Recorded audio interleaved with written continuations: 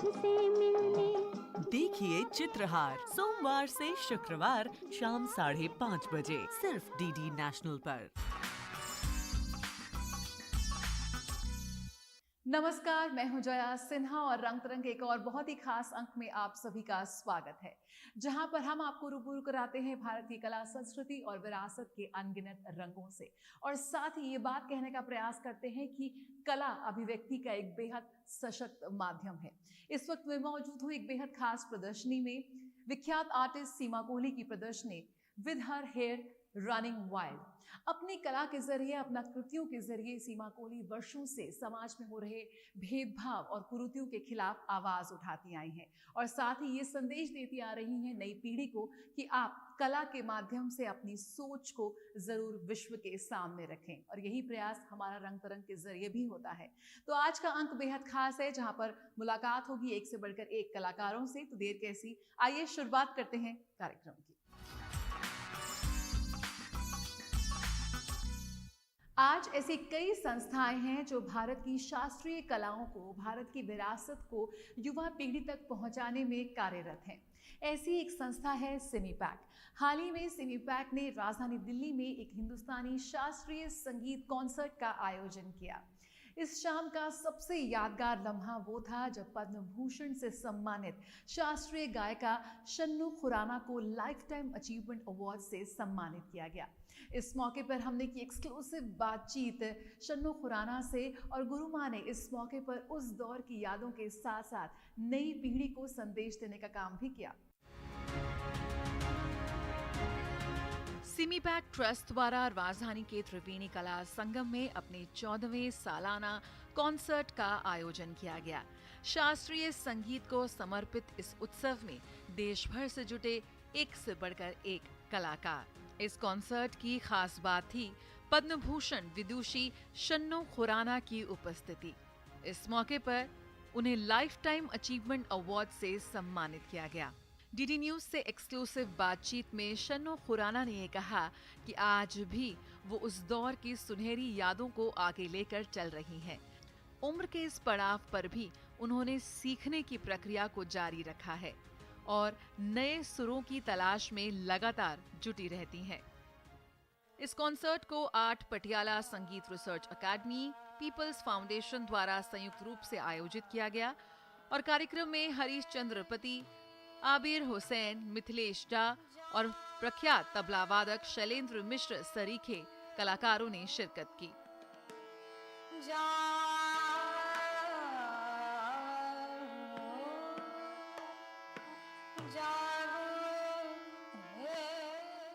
विदुषी शन्नू खुराना ने इस मौके पर दर्शकों के साथ अपने सुनहरे सफर की यादों को साझा किया और नई पीढ़ी को पारंपरिक संगीत और वाद्य यंत्रों के साथ जुड़ने का संदेश दिया। शायद संगीत ने ही सिखाया, स्वरों ने ही मुझे सिखाया कि किस प्रकार आप शांति से अपने स्वरों की सेवा करते हैं, श्रुतियों की सेवा करते हैं।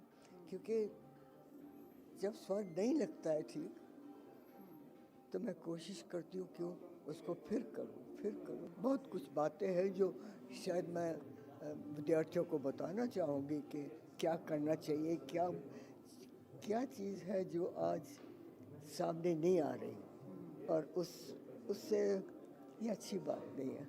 वो बातें मैं बाद में बता सकती हूँ। मैं शास्त्रीय संगीत बड़े बड़े उस्तादों से सीखा है, उनके चरणों में बैठ के। उस्ताद मुश्ताक हुसैन खां साहब, रामपुर घराना, सैसवान घराना, गंडाबंद शागिर्द हूँ, और जो हैं मेरे ठाकुर जयदेव सिंह जी, जो टेलीविज़न से भी जुड़े हुए थे, और वो चीफ डॉक्टर थे, फिलोसफर भी थे और संगीतकार भी थे। तो उनसे मैंने शिक्षा भी ली, क्लासिकल म्यूज़िक लेके आऊँ, क्योंकि पहले लोग ये समझते नहीं थे। और तो इस प्रकार मैंने बहुत लंबा सफ़र रहा, इस प्रकार मैंने वो जितने भी स्वरों की आराधना की, वो मैं क्लासिकल म्यूजिक में ला करके और एक दिशा दिखाने की कोशिश की। जो भी आप कर लें, जितना भी आप कर लें, कुछ और भी बाकी है। ऐसे लगता है कि अभी तो कुछ नहीं सीखा, अभी तो कुछ स्वरों का लगाव ले, अभी बहुत कुछ करना है, मुझे श्रुतियों को गिनना है, मुझे आगे ले जाना है। और आज के जो विद्यार्थी हैं उनको बताना चाहिए कि भाई कैसे सीना ब सीना जो संगीत होता है उस प्रकार सीखना चाहिए। इलेक्ट्रॉनिक और तानपुरा ले करके और ये सब करते हैं, उसका कोई फ़ायदा नहीं है। फ़ायदा यूँ नहीं है कि जो कर्ण हैं उनको हम भूल जाते हैं, उनको हम समझ नहीं पाते हैं कि इसको कैसे करना है। तो उसके ऊपर हम लोग को ध्यान देना चाहिए, इस पे मैं ज़ोर देना चाहती हूँ। और स्वरों में कैसे लगाव होना चाहिए, हर एक राग में कैसे स्वर लगना चाहिए। दो रागों के स्वर तो एक है लेकिन लगाने का ढंग अलग है, तो ये बारीकी की बात है।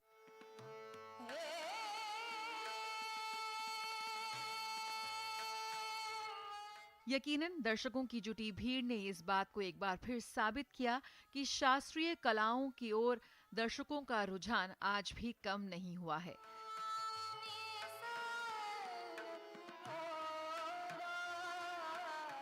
हम लोग हमेशा चाहते हैं कि जो संगीत हमको समाज ने दिया है, जिसकी वजह से हम लोग आज ये कर पा रहे हैं, वही हम लोग आगे उसको हैंड ओवर करें।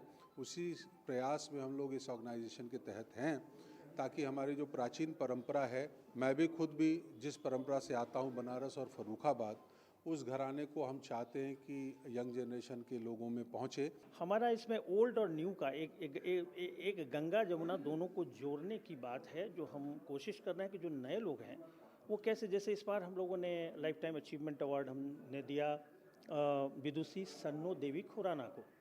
अब वो विदुषी जी जो हैं पद्म भूषण भी हैं, उन्हें पद्मश्री भी मिला हुआ है और बहुत ही सेलिब्रेटेड वो ये हैं, और ग्वालियर घराना और साथ ही रामपुर सासवा घराना की दोनों को रिप्रेजेंट करती हैं, डोएन है अपने इसके।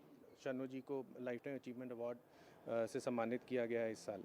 यही हमारी परंपरा रही है पिछले कई सालों में, और आगे भी हम ये परंपरा जारी रखने की प्रयास करेंगे।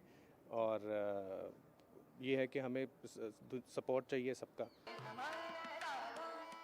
यकीनन दर्शकों की जुटी भीड़ ने इस बात को एक बार फिर साबित किया कि शास्त्रीय कलाओं की ओर दर्शकों का रुझान आज भी कम नहीं हुआ है। जरूरत है ज्यादा से ज्यादा युवा कलाकारों को भारत की परंपरा, विरासत और शास्त्रीय कलाओं को आत्मसात करने की।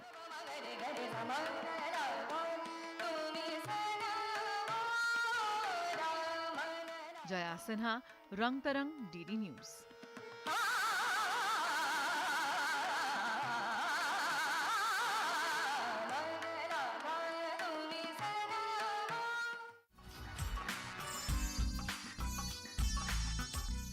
और आइए अब आपको ले चलते हैं एक बेहद यादगार शाम में, जहां पर भारत की विरासत, हथकरघा और राष्ट्र प्रेम की भावना का एक बेहद अद्भुत संगम देखने को मिला। आज वैश्विक मंच पर ब्रांड इंडिया का डंका बहुत जोरों से बज रहा है। ऐसा कोई क्षेत्र नहीं जहां पर भारतीय अपनी पहचान और मजबूती से नहीं कर रहे हैं।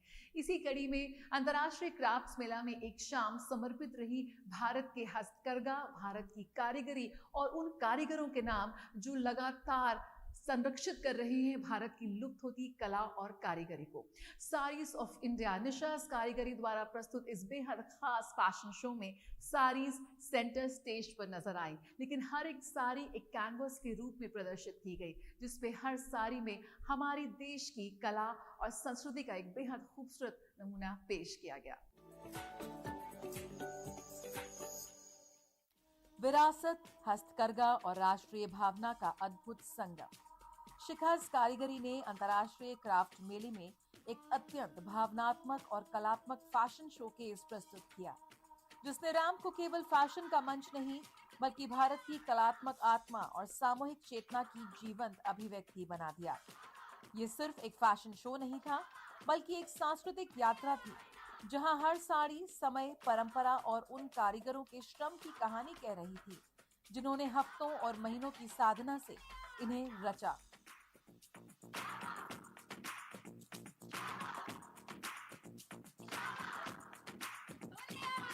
प्रथम प्रस्तुति एक भारत श्रेष्ठ भारत को समर्पित रही, जिसमें भारत की जनजातीय समुदायों और उनकी प्रकृति आधारित वस्त्र परंपराओं को नमन किया गया। हर बनावट में संघर्ष, हर रंग में पहचान, विविधता में एकता की सशक्त अनुभूति साफ नजर आई। स्किल्स ऑफ इंडिया के तहत भारत के रेशमी वैभव को समर्पित एक श्रृंखला में छत्तीसगढ़ का टसर और घीचा, वाराणसी की बनारसी बूटीदार, मुबारकपुर का लच्छा बूटा, चंदेरी, वेंकटागिरी और कुथमपुली की पारंपरिक बुनाई प्रस्तुत की गई।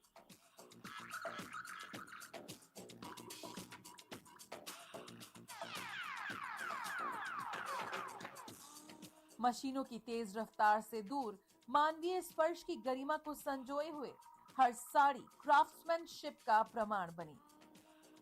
Tribal to modern art hand painted saris of India श्रृंखला में साड़ी एक कैनवस बनी और रैंप एक चलती फिरती कला दीर्घा। प्रेरणा ली गई भारतीय पारंपरिक कलाओं से, पिचवई, पटचित्र, वर्ली, गोंद, मधुबनी। हर ब्रश स्ट्रोक के साथ सदियों पुरानी परंपराएं आधुनिक अभिव्यक्ति में सजीव हुई।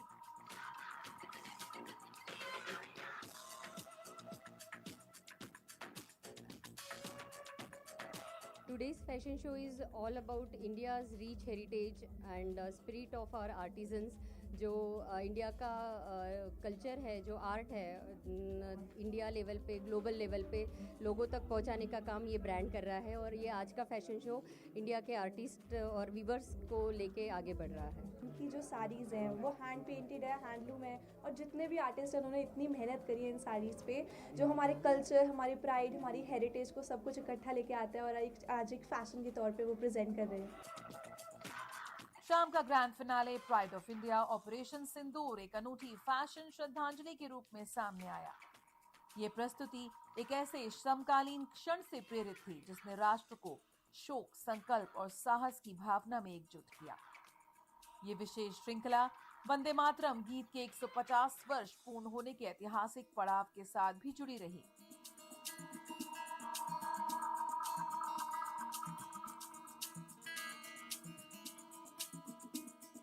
जब गूंजा वंदे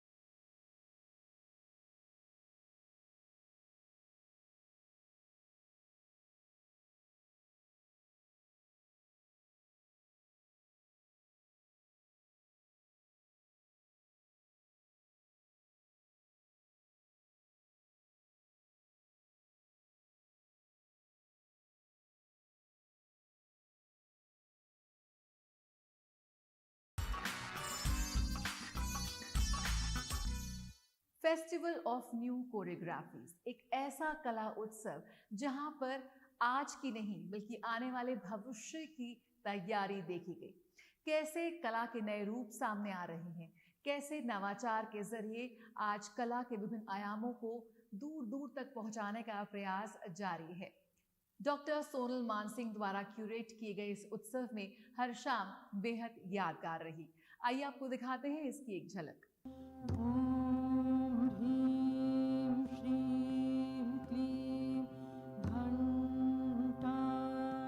फेस्टिवल ऑफ न्यू कोरियोग्राफीज कला यात्रा 2026 का समापन राजधानी दिल्ली में बेहद यादगार रहा।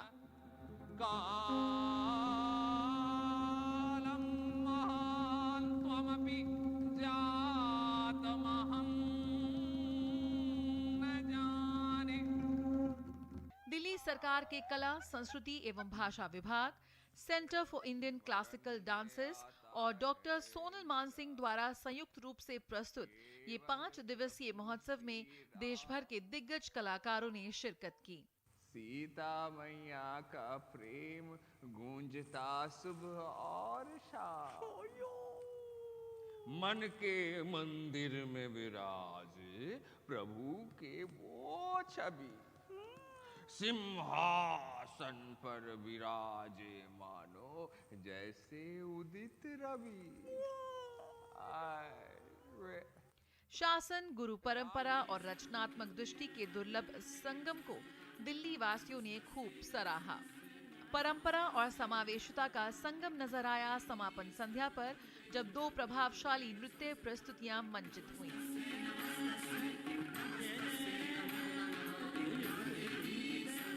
कोलकाता के चिदाकाश कलालय केंद्र द्वारा प्रस्तुत सौगंधी का हरनम, जिसका निर्देशन किया पियाल भट्टाचार्य ने, महाभारत की एक कम चर्चित कथा को मार्ग नाट्य परंपरा में सजीव किया। भीम और हनुमान के संवाद के माध्यम से ये प्रस्तुति बल से ऊपर विवेक, विनम्रता और आत्मबोध के संदेश को रेखांकित करती भी नजर आई। दर्पित गजराज बनकर वो आया, काल बनकर मैं भी उतरा, भुजबल से चूर्ण किया मैं दानव का तन, रक्त राग से रंजित हुआ मंदार पर्वत का वन। इसके बाद भारत की ऑल LGBTQ पेशेवर रेनबो डांस ग्रुप द्वारा प्रस्तुत मातृका ने मंच संभाला। रात्रि दास के निर्देशन में प्रस्तुत इस नृत्य नाट्य ने मातृकाओं और महिषासुर वध की कथा के जरिए देवी शक्ति की सामूहिक ऊर्जा, सृजन और संरक्षण का उत्सव मनाया। साथ ही भारतीय शास्त्रीय मंच पर समावेशिता का सशक्त वक्तव्य भी दिया।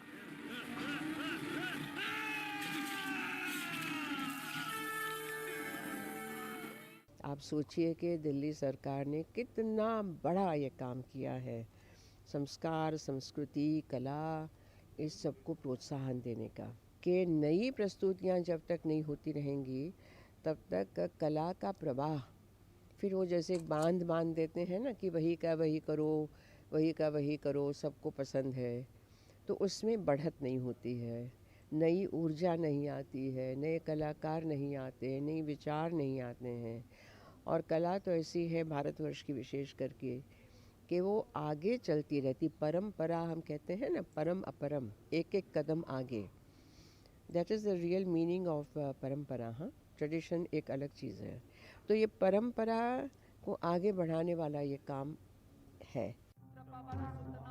महावीर विक्रम बजरंगी निवार सुमति के कंचन वरण विराज सुवेश कानन कुंडल कुंचित केश हाथ वज्र औ विराज। सांस्कृतिक हस्तियों की गर्मामयी उपस्थिति ने महोत्सव की सभी संध्याओं में दर्शकों की उत्साहपूर्ण उपस्थिति रही। उमा शर्मा, मालिनी अवस्थी, शोभना नारायण, गीता चंद्रन, माधवी मुदगल, संगीत नाटक अकादमी की अध्यक्ष संध्या पुरेचा, डॉक्टर सचिदानंद जोशी सहित अनेक प्रतिष्ठित कलाकारों और सांस्कृतिक विभूतियों ने इस आयोजन को यादगार बनाया।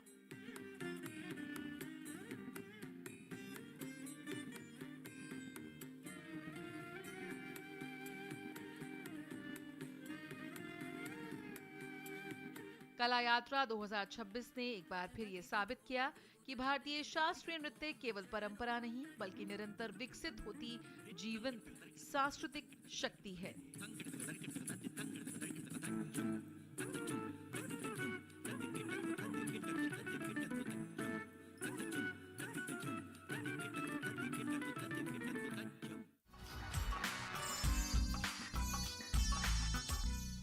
आज हम कला के क्षेत्र में युवाओं की अच्छी संख्या में भागीदारी देख रहे हैं। भारत वो देश है जो 21वीं सदी में भी गुरु शिष्य परंपरा का बहुत ही खूबसूरती से निर्वहन कर रहा है। आइए इसी कड़ी में आपको ले चलते हैं बेंगलुरु, जहां पर राष्ट्रीय कला शिविर का आयोजन किया गया।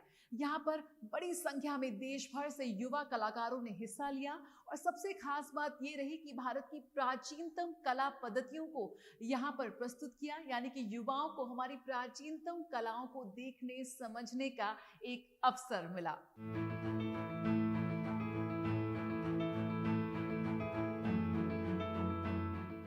सफेद कैनवस पर उभरते रंगों के जीवंत स्वरूप, पंचतंत्र की कहानियों को चित्रों के माध्यम से जीवंत करते युवा कलाकार। बेंगलुरु के चाणक्य विश्वविद्यालय में आयोजित राष्ट्रीय कला शिविर में कला और विचार का अनोखा संगम दिखाई दिया। बेंगलुरु में इस कला अभियान में देश भर से लगभग 300 युवा कलाकार जुड़े। इस शिविर को 2 चरणों में आयोजित किया गया। पहले शिविर में करीब 150 कलाकारों ने 5 विशिष्ट कला विधाओं में अपनी रचनात्मकता दिखाई, तो वहीं दूसरे शिविर में देश भर से जुटे 150 कलाकारों ने देश की प्राचीनतम कलाओं को जीवंत किया।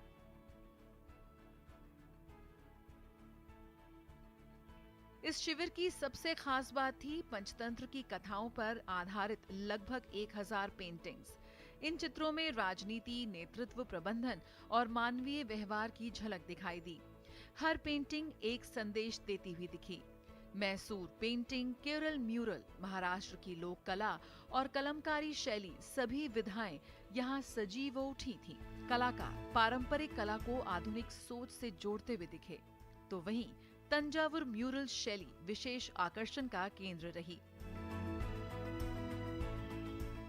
ये वाला कैंप में हम लोग का ये मौका मिला है, लाइक पहली बार तंजावुर म्यूरल को प्रमोट करना, उनका पुराना वाला डिपिक्शन, उनका पुराना वाला वो लाइंस एंड कलर्स, ये सब कुछ दिखाने के लिए।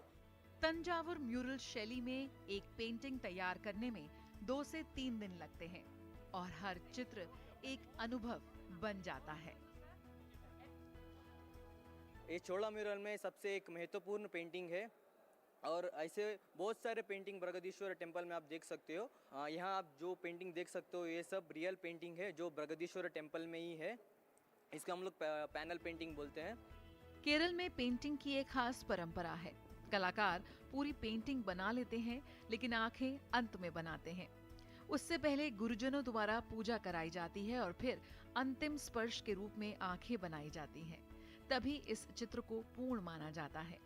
इन सभी 1000 से अधिक पेंटिंग्स को पुस्तक के रूप में प्रकाशित किया जाएगा। एक पन्ने पर चित्र और दूसरे पर कहानी। ये संग्रह यकीनन बच्चों के लिए, बड़ों के लिए, सभी के लिए प्रेरणादायक और शिक्षाप्रद होगा। रंगतरंग के लिए बेंगलुरु से ज्योति की रिपोर्ट।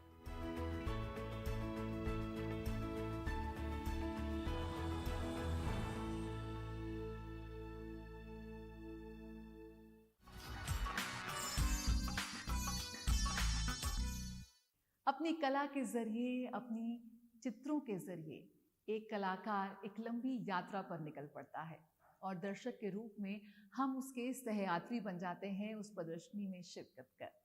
ऐसी ही एक बेहद खास प्रदर्शनी का आयोजन हुआ राजधानी दिल्ली में, थिंकिंग एब्स्ट्रैक्ट। चित्रकार लीलाधर मंडलोई से हमने जाना कि आखिर उनकी कृतियों के पीछे क्या सोच थी।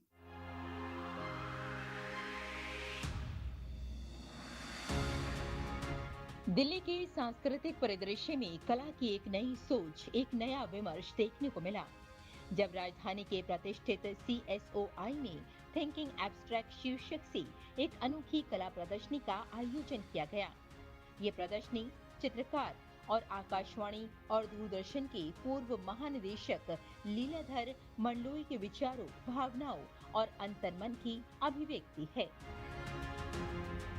एक कवि शब्दों के माध्यम से अर्थ समझाने की कोशिश करता है और एक चित्रकार अपने रंगों के माध्यम से, कैनवस के माध्यम से, लकीरों के माध्यम से जो जीवन का रंग है उसके अर्थ समझाने की कोशिश करता है। आज हम जिस एग्जीबिशन में आपको लेकर आए हैं उसका विषय है थिंकिंग एब्स्ट्रैक्ट, यानी जो नज़र आ रहा है उसके पीछे क्या अर्थ हो सकते हैं, ये समझाने की चित्रकार कोशिश कर रहा है। इस प्रदर्शनी में चित्रकार ने अपनी अमूर्त कृतियों के माध्यम से जीवन, समाज, समय और मनोभावों को कैनवस पर उतारा। हर पेंटिंग दर्शकों को सोचने पर, महसूस करने पर और अपनी अपनी व्याख्या करने के लिए आमंत्रित करती दिखाई दी। कहीं रंगों का टकराव था तो कहीं सूक्ष्म रेखाओं में छिपी गहराई। अमूर्त कला की यही विशेषता है कि ये सीधे अर्थ नहीं देती, बल्कि दर्शकों के अनुभव और संवेदना से संवाद करती है। तो यहाँ हम सिविल सर्विसेज ऑफिसर्स इंस्टीट्यूट में क्या करते हैं कि कोई ना कोई प्रोग्राम रखते रहते हैं। कभी फूड फेस्टिवल कर देते हैं, कभी जो हमारे फेस्टिवल्स के साथ थीम्स होते हैं जैसे क्रिसमस, दिवाली, न्यू ईयर, उस पर होता है। फिटनेस के लिए यहाँ पर होती हैं चीज़ें। इसके साथ जैसे अब ये 2 दिन का प्रोग्राम है जो आर्ट कल्चर पे फोकस करता है, लिटरेचर पे फोकस करता है। इस तरीके के प्रोग्राम्स किए जाते हैं। और मेरी जो पेंटिंग्स हैं वो एब्स्ट्रैक्ट फॉर्म में है। जैसा कि आप जानते हैं कि इस दुनिया में चाहे मनुष्य हो, पौधे हो, पक्षी हो, जंगल हो, सब एब्स्ट्रैक्ट है। नाम से आपको लगता है जैसे कि हम मनुष्य हैं, लेकिन हम मनुष्य को कितना जानते हैं? हम उसके आकार प्रकार से जान सकते हैं, उसके चेहरे से जान सकते हैं, लेकिन उसका दिल नहीं जान सकते, उसकी आत्मा नहीं जान सकते। तो मनुष्य एब्स्ट्रैक्ट है, उसी तरह से ये पूरी सृष्टि एब्स्ट्रैक्ट है। लेकिन इस एब्स्ट्रैक्ट के रास्ते से ही सारी चीज़ें अमूर्त से मूर्त हुई हैं। CSOI जैसे प्रतिष्ठित मंच पर इस तरह की प्रदर्शनी का आयोजन ये दर्शाता है कि दिल्ली न केवल ऐतिहासिक राजधानी है, बल्कि कला और रचनात्मकता का भी एक महत्वपूर्ण केंद्र बन चुकी है। रेशमा की रिपोर्ट, रंग तरंग के लिए DD न्यूज।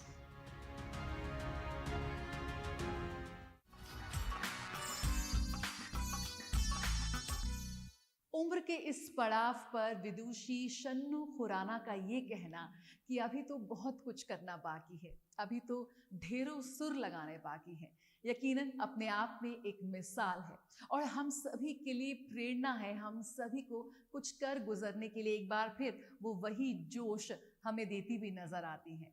यकीनन भारत की कला संस्कृति एक ऐसा अथाह सागर है जिसमें आज भी हमें डूबने की जरूरत है। ये वही संस्कृति है, ये वही कलाएं हैं जो आज वैश्विक मंच पर भारत के सीने को, भारत के सर को और भी गर्व से ऊंचा कर देती हैं। रंग तरंग के माध्यम से हम ये प्रयास जारी रखेंगे।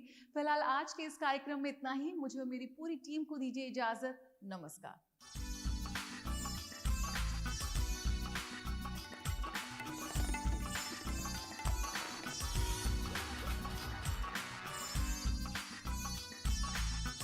डिटेक्टिव किसको चाहिए? तू तो बहुत बड़ी डॉक्टर